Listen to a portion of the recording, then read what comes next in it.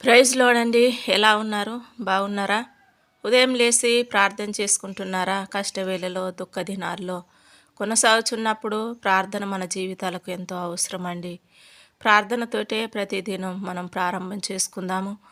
ఈ దినం వాగ్దానం మనం చూసినట్లయితే యెషయా 66 2 అవన్నీ నా హస్తకృత్యములు, అవి నా వలన కలిగినవి, యెహోవా సెలవిచ్చుచున్నాడు.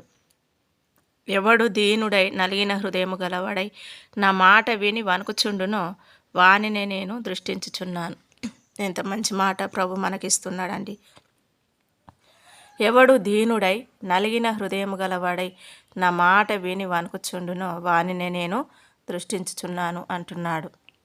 దేవుడు మన మీద దృష్టి ఉంచాలంటే మనం ఎంతో నలిగిన హృదయము గలవారిగా దీనత్వంలోనికి వెళ్ళిపోవాలి మనం. ప్రభు ఒకవేళ మనల్ని దృష్టి ఉంచకపోతే, ఒక క్షణమైనా మనల్ని మర్చిపోతే మన జీవితాలు ఏమైపోతాయో. నేటి సమాజంలో మనం చూస్తే ఎన్నో ఆపదలు విపత్తులలో ప్రజలు వెళ్ళిపోతున్నారు. కానీ మన దిన మార్గములన్నీ ప్రభు కొనసాగించుచున్నాడంటే కేవలం ఆయన యొక్క దృష్టి మన మీద ఉన్నది కనుకనే మన జీవితాలు ముందుకు సాగుతున్నాయి.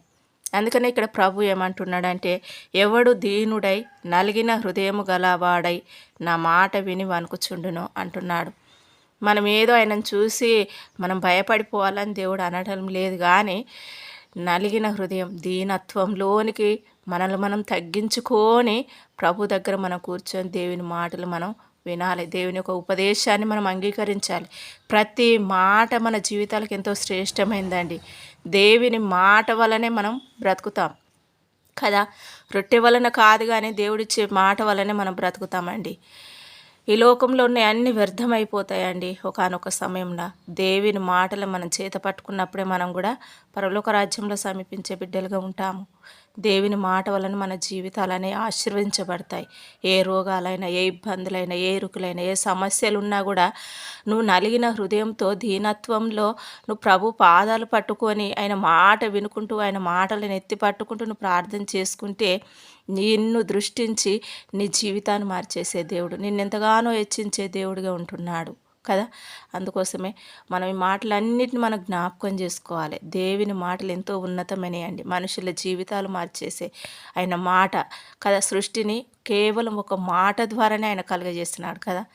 అందుకోసమే ఆయన మాట యందు మనం దృష్టించుకోవాలండి. దయచేసి దేవుని దృష్టి మన మీద ఉండాలంటే ఆయన మాట మన చెవులలో ఉండాలి, మన హృదయాలలో ఉండాలి. అవి ఫలించడం మనం సహాయం చేయమని ప్రభుని వేడుకోవాలండి. తప్పిపోకుండా నడిపించమని ప్రభుని వేడుకోవాలి.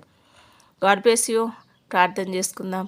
పరిశుద్ధుడా, ప్రేమ కలిగిన తండ్రి, నమ్మకం కలిగిన దేవా, ఈ దినాన్ని మరి ఒకసారి మాకు ఇచ్చినందుకు నీ మహిమ చెల్లిస్తూ బిడ్డలందరినీ మీరు దీవించండి తండ్రి. ఎవరు దీనత్వమై, ఎవరు నలిగిన వారై ప్రభా నీ మాట వింటారో తండ్రి, వాళ్ళనే నువ్వు దృష్టిస్తానన్నావు తండ్రి. నీకు స్తోత్రం. అటు బిడ్డలందరినీ మీరు దీవించండి. వాళ్ళ అవసరతలన్నీ యేసు నామములో తీర్చబడునుగా కానీ ప్రార్థన చేస్తూ యేసు నామములో అడివేడుకుంటున్నాను మా తండ్రి.